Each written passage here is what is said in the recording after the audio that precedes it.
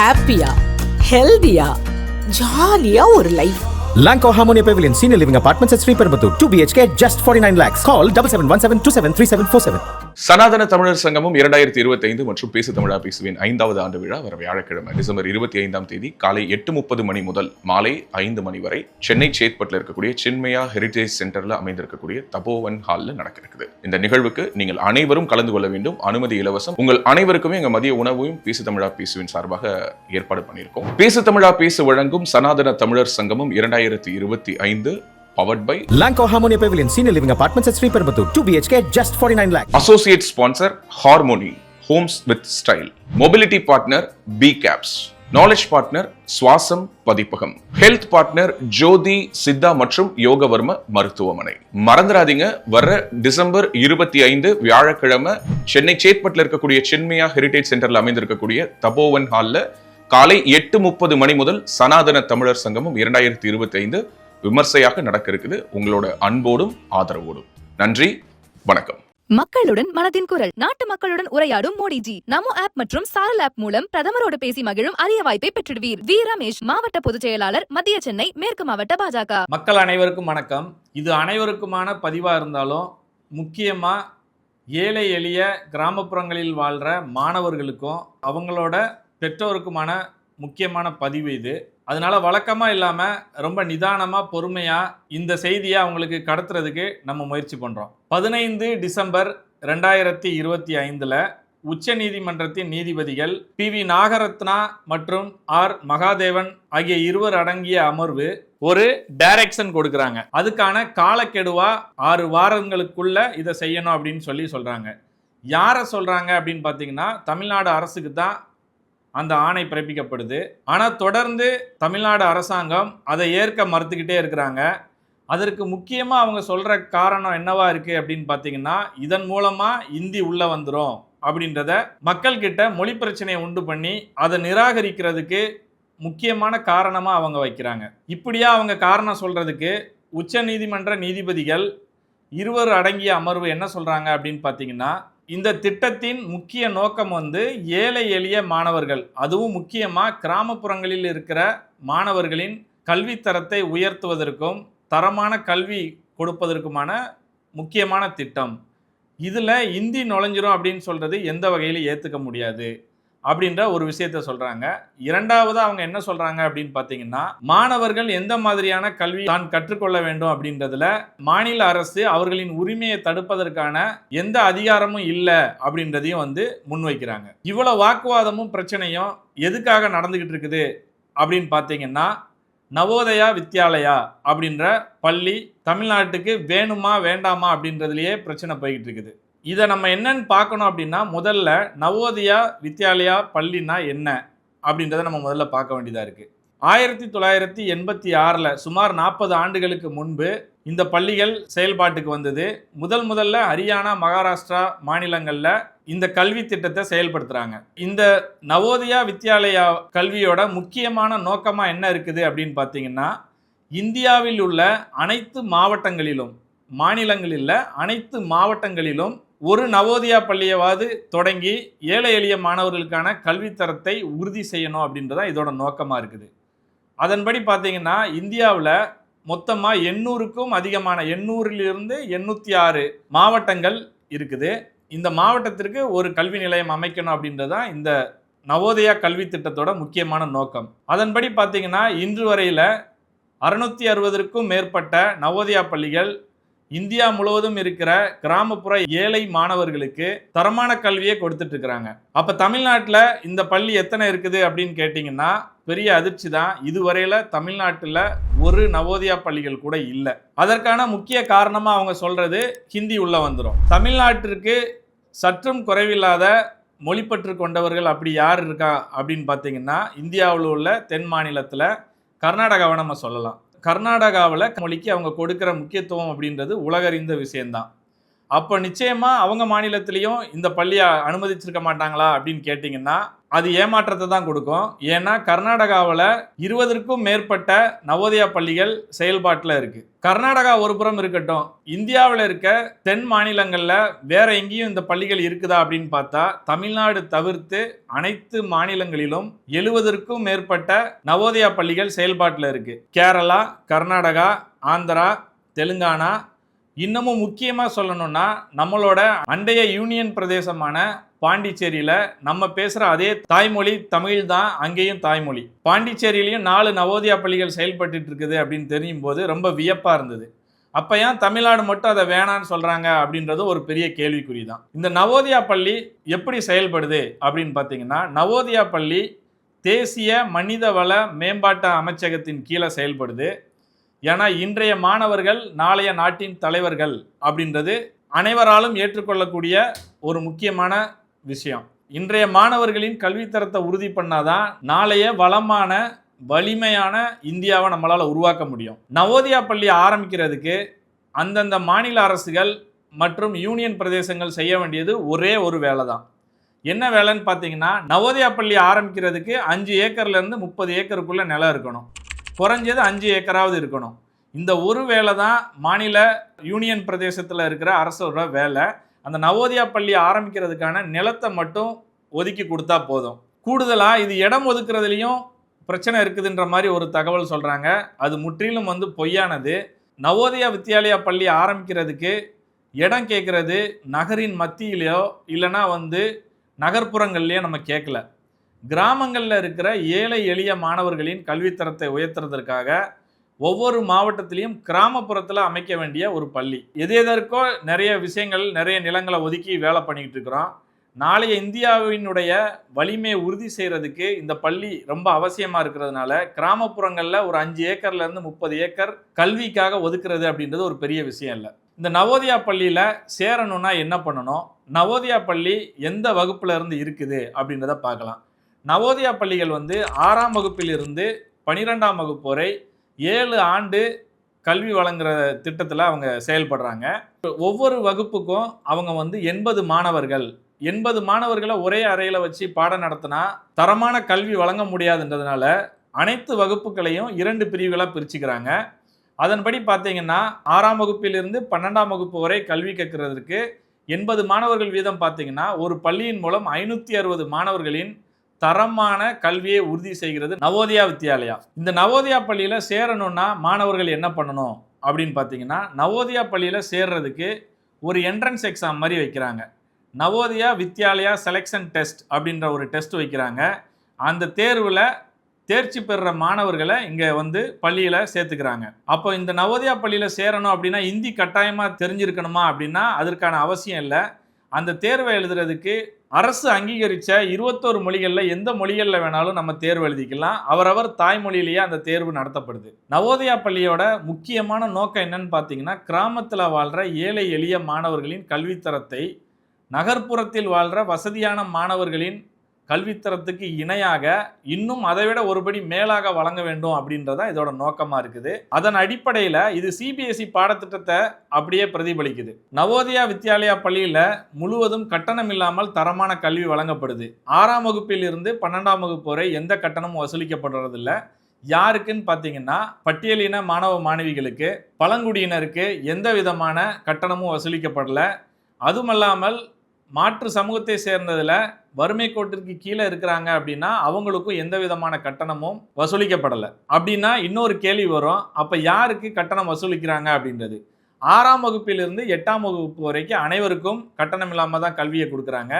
9ஆம் வகுப்பிலிருந்து 12ஆம் வகுப்பு வரைக்கும் பயிலும் மாணவர்களில் சிலருக்கு கட்டணம் இருக்குது. அதுவும் அதிகமான கட்டணம்னு சொல்ல முடியாது.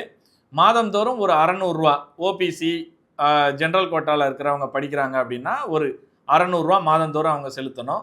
இதே அரசு வேலையில் இருக்கிறவர்களோட பிள்ளைங்க படிக்கிறாங்கன்னா மாதந்தோறும் ஒரு 1500 ரூபா செலுத்த வேண்டிய கட்டாயம் இருக்குது. நவோதயா வித்யாலயா பள்ளியில் கல்வி மட்டும் கட்டணம் இல்லாமல் வழங்கப்படலை. அங்கே என்னெல்லாம் கொடுக்குறாங்க அப்படின்னு பார்த்தீங்கன்னா, விருப்பம் இருந்தால் நம்ம அங்கேயே தங்கி படிக்கலாம். தங்குறதுக்கான வசதி, உணவு, உடை அப்படின்றதுல ஒரு விஷயம் சொல்லணும். நான் சின்ன வயசில் இருக்கும்போது காக்கி டவுசர், வெள்ளை சட்டை அப்படிலாம் கொடுப்பாங்க. அதை எந்த வகையிலையும் நம்ம குறையா சொல்லலை. அன்னைக்கு அது நம்மளுக்கு பெருசாக தான் தெரிஞ்சுது.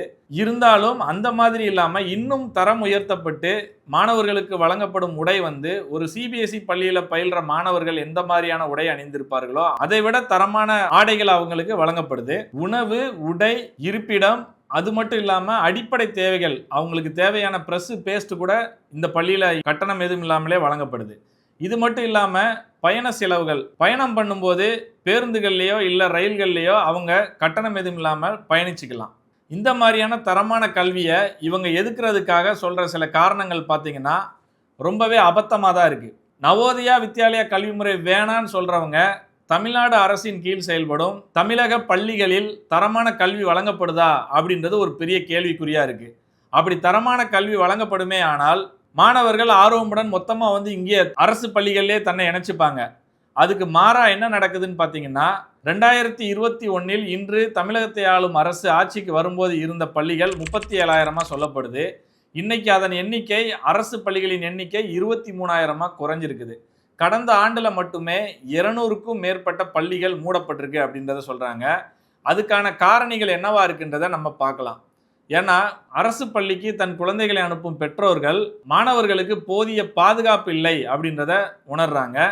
முதல்ல பாதுகாப்பு இல்லை அப்படின்ற ஒரு விஷயத்துக்கு நம்ம சொல்லணும்னா நிறைய விஷயங்கள் சொல்ல முடியும். அப்படின்னா கூட கடந்த வாரத்தில் அரசு பள்ளியின் சுவர் இடிந்து விழுந்து ஒரு பள்ளி மாணவன் உயிரிழந்தான் அப்படின்றது பெரும்பாலான அரசு பள்ளியில் பயிலும் மாணவர்களின் பெற்றோர்கள் இதயத்தில் பெரிய ஈட்டிய பாய்ச்சிச்சு அப்படின்னு தான் சொல்லணும். இரண்டாவதா பார்த்தீங்கன்னா அடிப்படை வசதிகள் கூட நிறைய அரசு பள்ளிகளில் முழுமையா இல்லை. இதற்கும் நம்மளால நிறைய விஷயங்கள் பேச முடியும்னாலும் ஒரு புள்ளி விவரம் என்ன சொல்லுதுன்னு பார்த்தீங்கன்னா 128 மாணவர்களுக்கு ஒரே ஒரு கழிப்பறை தான் அரசு பள்ளிகளில் இருக்குது அப்படின்றது ரொம்பவே அதிர்ச்சி தர விஷயமா இருந்தது. மூணாவதா அரசு தான் அரசு பள்ளியை நடத்துதுன்ற ஒரே காரணத்துக்காக ஒரு கட்சியின் விழாவை நடத்துறதுக்கான இடமா பள்ளியை வந்து இன்றைக்கு தமிழ்நாட்டை ஆண்டு கொண்டு இருக்கிற அரசு செயல்படுது அப்படின்றது நிறைய அரசு பள்ளியில் பயிலும் மாணவர்களின் பெற்றோருக்கு எரிச்சலை உண்டு பண்ணியிருக்குன்னு தான் சொல்லணும். உதாரணமா உங்களுடன் ஸ்டாலின் அப்படின்ற அந்த நிகழ்வுக்காக பள்ளியில் பயிலக்கூடிய மாணவர்களை வெளியே அனுப்பி படிக்க சொல்றாங்க. அந்த விழாவை நடத்தணும்னு நினைச்சா விடுமுறை நாட்கள்ல அவங்களால சிறப்பாக நடத்த முடியும். அந்த மாதிரியான பள்ளி நேரங்களில் இந்த மாதிரியான விழாக்கள் நடத்தி இடையூறு செய்கிறதையும் நம்மளால் பார்க்க முடிஞ்சுது. இன்னும் கூடுதலாக ஒரு ரொம்ப முக்கியமான விஷயம் என்னன்னு பார்த்தீங்கன்னா அரசு பள்ளிகளில் பகுதி நேர வேலை பார்க்குற ஆசிரியர்கள் நிறைய பேர் இருக்கிறாங்க. அவங்களுக்கு போதிய வருமானம் இல்லாதனால அவங்க நிறைய இன்னலுக்கு உள்ளாகிறாங்க. பொதுவாகவே ஒரு பள்ளியில் பயிற்றுவிக்கிற ஆசிரியர்கள் மனநிலை சீரோடும் சிறப்போடும் ஆரோக்கியமாக குதூகலமாக இருந்தால் தான் அவங்களால செம்மையான அறிவை மாணவர்களுக்கு கடத்த முடியும். ஆனால் இங்கே அதுக்கு மாற்றா அவர்களே தன் வாழ்வாதாரத்தில் நிறைய பிரச்சனைகளை சந்திச்சுட்டு இருக்கும்போது தரமான கல்வியை கடத்துறதுல ஆசிரியர்களுக்கும் பெரிய இடையூறு இருக்கிறதா பெரும்பாலானோர் சொல்றதை நம்மளால கேட்க முடியுது. இன்னும் கூடுதலாக வந்து ஒரு விஷயம் என்னன்னு பார்த்தீங்கன்னா அரசு பள்ளிகளில் தரமான சத்துணவு திட்டங்கள் இருந்தும் அது போதிய அளவில் செயல்பாட்டில் இருக்குதா அப்படின்றது பெரிய கேள்விக்குறியாகவே இருக்குது. அவங்க வாக்குறுதியில் சொன்னதில் ஒரு முக்கியமான விஷயம் பள்ளி குழந்தைகளுக்கும் ஊட்டச்சத்திற்காக பால் வழங்கப்படும் சொன்னாங்க. இதுவரைக்கும் அது வழங்கப்பட்டிருக்குதா அப்படின்றது ஒரு பெரிய கேள்விக்குறியா இருக்குது. இப்படியான இடர்பாடுகளுக்கு இடையில அரசு பள்ளியில் பயிலும் மாணவர்களுக்கு எப்படி ஒரு ஆரோக்கியமான கல்வி போய் சேரும் அப்படின்றது பெரிய கேள்விக்குறியா இருக்கு.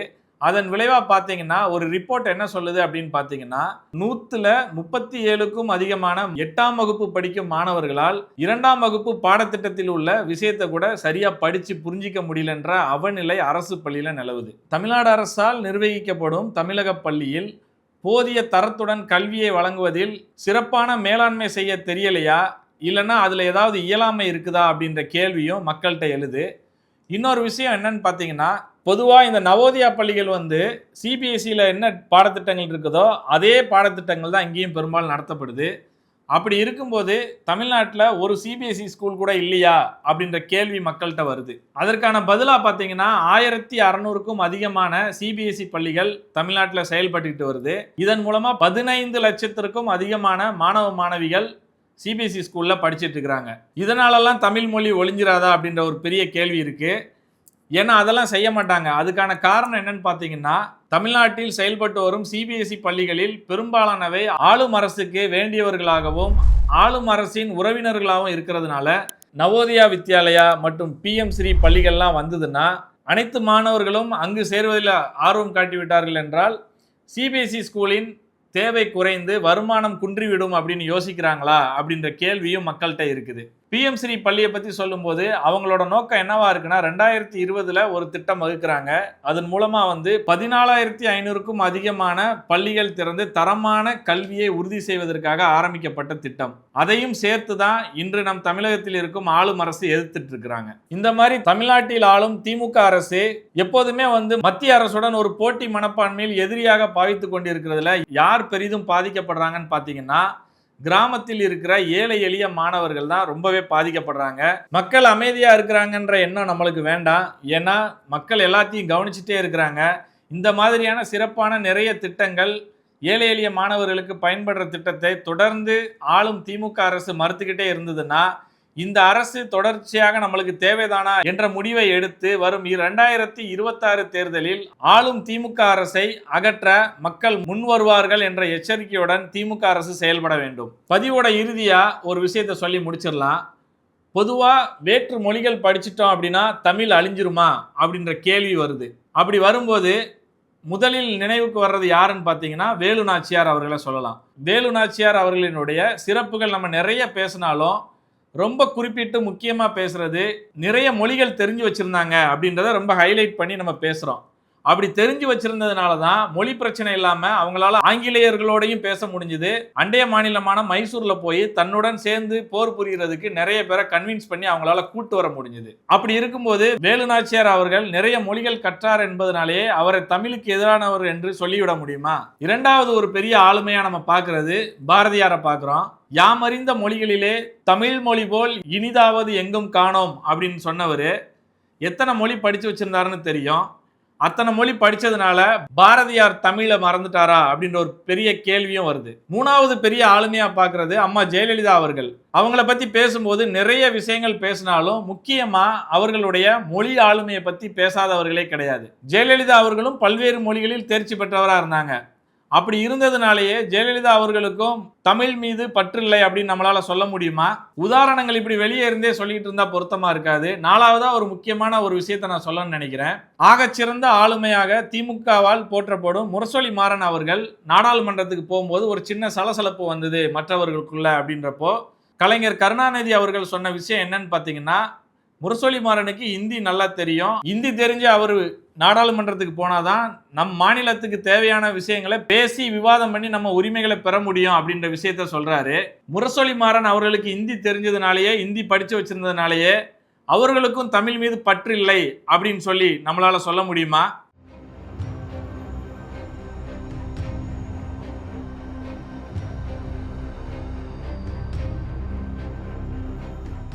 உலக தமிழ் சொந்தங்களுக்கு வணக்கம். நான் ராஜவேல் நாகராஜன். பேசு தமிழா பேசு வலையொலியுடைய வளர்ச்சிக்கு நீங்களும் உறுதுணையாக இருக்கணும்னு நினச்சிங்கன்னா இந்த வீடியோடைய டிஸ்கிரிப்ஷனில் இருக்கக்கூடிய ரேசர் பே லிங்கை கிளிக் பண்ணுங்கள்.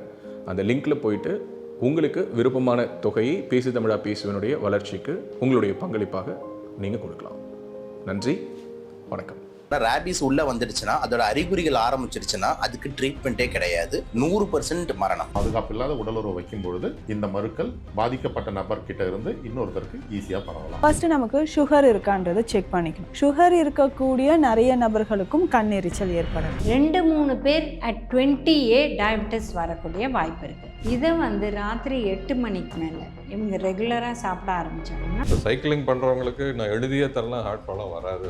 பேசு தமிழா பேசு சேனலுக்கு ஆதரவு தந்து கொண்டிருக்கக்கூடிய பார்வையாளர்களுக்கு வணக்கம். அரசியல் ஆன்மீகம்னு மட்டும் இல்லாம இப்போ ஹெல்த்லயும் நம்ம வந்தாச்சு. ஹெல்த் சம்பந்தமான பிரச்சனைகளுக்கும் ஹெல்த் டிப்ஸுக்கும் ஹெல்த் கேருக்கும் இல்ல ஹெல்த் பத்தி ஏதாவது தெரிஞ்சுக்கணும் அப்படின்னு நினைச்சீங்கன்னா ஹெல்த் குரு சேனல் கண்டிப்பா உங்களுக்கு யூஸ்ஃபுல்லா இருக்கும். பேசு தமிழா பேசு சேனலுக்கு கொடுக்கக்கூடிய இதே சப்போர்ட்டை ஹெல்த் குரு யூடியூப் சேனலுக்கும் கொடுத்து அந்த சேனலை சப்ஸ்கிரைப் பண்ணி உங்க நண்பர்களுக்கு ஷேர் பண்ணும்படி கேட்டுக்கிறோம். நம்ம ஹெல்த் குரு சேனலோட லிங்கை டிஸ்கிரிப்ஷன்ல தரோம், மறக்காம செக் பண்ணி பாருங்க.